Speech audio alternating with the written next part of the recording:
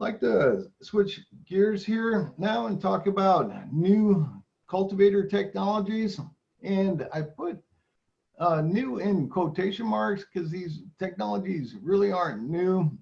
They've been around for a while. The first one I'm showing here is a finger weeder. These devices have been around for decades. Um,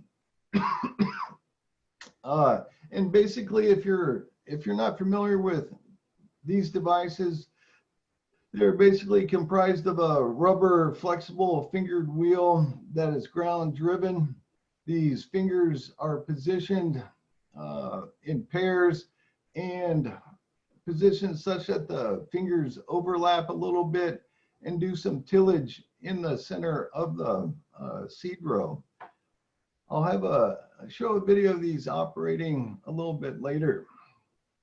The other second technology is a camera guided cultivator or hitch, side shift hitch. Basically, these machines utilize a forward-looking camera to identify the crop row and then have a hitch that is able to slide back and forth relative to the tractor and position the cultivator, move the cultivator side to side and allow very accurate tracking of the seed row. The third technology is GPS RTK auto steered tractors. And the reason we're looking at these technologies is to address the issue of herbicide resistant weeds in cotton.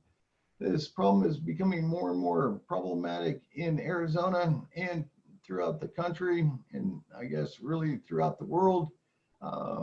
Cultivation is obviously an effective management tool, doesn't rely on herbicides, and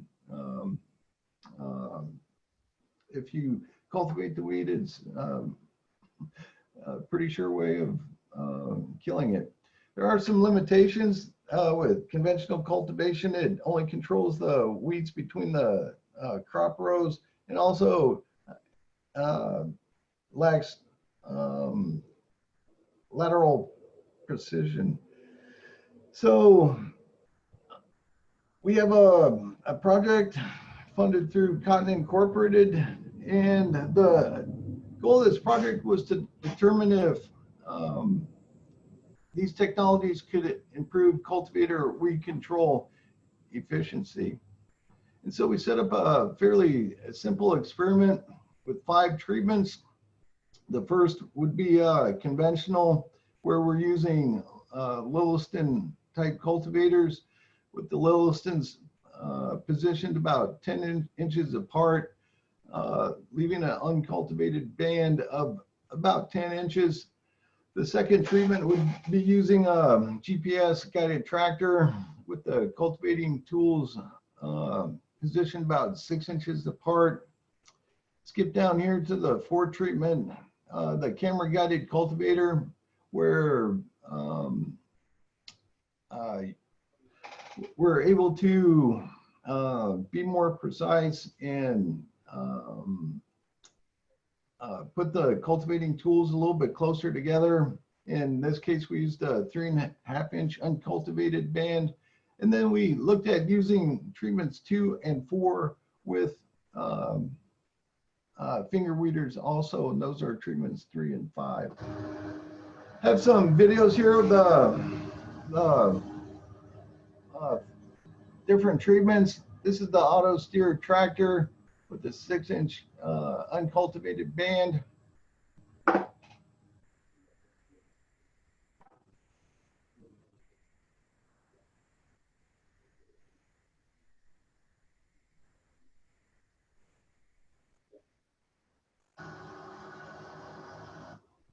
Skip one there. Okay, so this is the auto steered tractor with the finger weeders.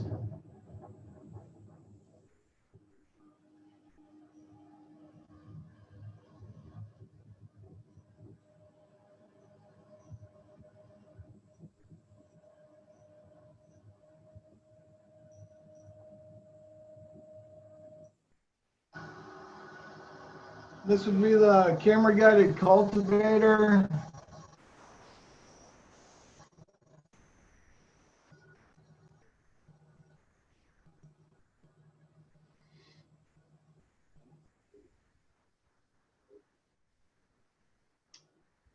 And the goal here is to go into fairly young cotton, seedling cotton, try and control those early weeds that cause the most damage.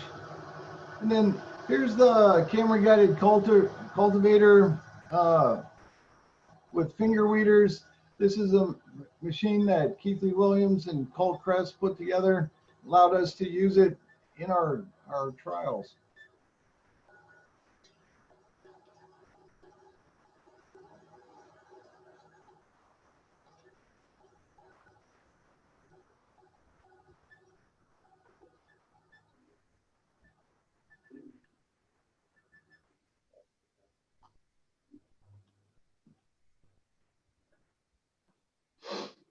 So here real quick are the treatments again. The 6-inch uncultivated band with the auto-guided tractor with and without finger weeders, the camera-guided cultivator with and without finger weeders, and then our control, which again, it's just Lillisons with sweeps.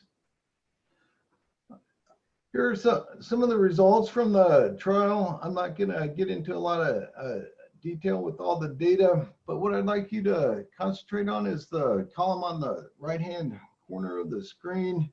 And if you look at the weed control efficacy, we didn't see a lot of difference between our conventional cultivation and auto-steered tractors. I think the reason for that is even though the Lillisons were positioned 10 inches apart, they're fairly aggressive and effectively really disturb to a level, leaving an uncultivated band of about the same 6-inch uncultivated band. There were some differences, however, between the 6-inch uncultivated band and the camera guided cultivator. Here we're seeing about a 32% improvement or in weed control efficacy. And this makes sense. If you think about it, the cultivating tools are going to control pretty much all of the weeds they encounter. If you look at the 2.5-inch difference between 6 inches and 3.5 inches, convert that to a percentage basis, that comes out to 40%. And so it makes sense that the weed control is essentially inversely proportional to the width of the uncultivated band. The other point I would like to highlight from this slide is the excellent weed control we had using camera guidance and finger weeders. Overall, our weed control effectiveness was 85%, which was pretty good. But we did an excellent job of controlling our pigweed and other broadleaf weeds, over 90% weed control. How well did the finger weeders perform? We looked at a difference, categorized them as broadleaf and grassy weeds. The device did better in broadleaf weeds as compared to grassy weeds. However, overall, roughly in-row weed control with the finger weeders was pretty good, about 50%. A critical factor is the size of the weed. For the effectiveness of the finger weeder. So timing is critical. About the largest weed you can control is maybe 3 to 4 leaf stage, kind of about the size of the weed in the picture shown on the screen. And the reason for this is that the finger weeder tools are only able to do tillage, in-row tillage to a depth of about 1 inch. If you go much deeper than that, you're also going to uproot the seedling crop that you're trying to raise. As far as crop safety, we really didn't see any difference between the treatments or the use of finger weeders. You may look at these numbers and think they're a little bit high. Killing 10% of your crop plants with cultivation, something must be wrong.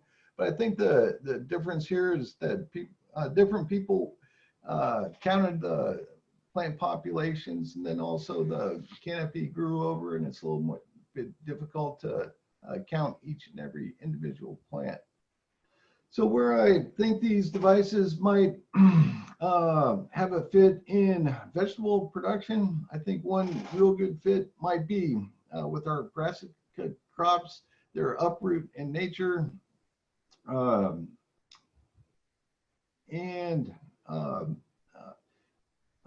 can be fairly well rooted, which is a positive thing. And then it also might have a fit in lettuce. Be interesting to try it. Elizabeth Mosqueda out of UC, University of California State System in Monterey is conducting some trials this summer in Salinas, California, with camera-guided cultivators and finger weeders. And in her trial, she's comparing finger weeder performance with standard cultivation. I'd like to point out a few highlights here. They're showing some about the same level in-row weed control that we found with the finger weeders, about 50%. As far as hand weeding time after cultivation, they're showing about a 2-hour per acre improvement, and then really no significant effect on harvestable yield. So that's really all I had for today. I'd like to acknowledge our sponsors for this project, and also the private companies that provided a lot of resources and time resources and financial support as well.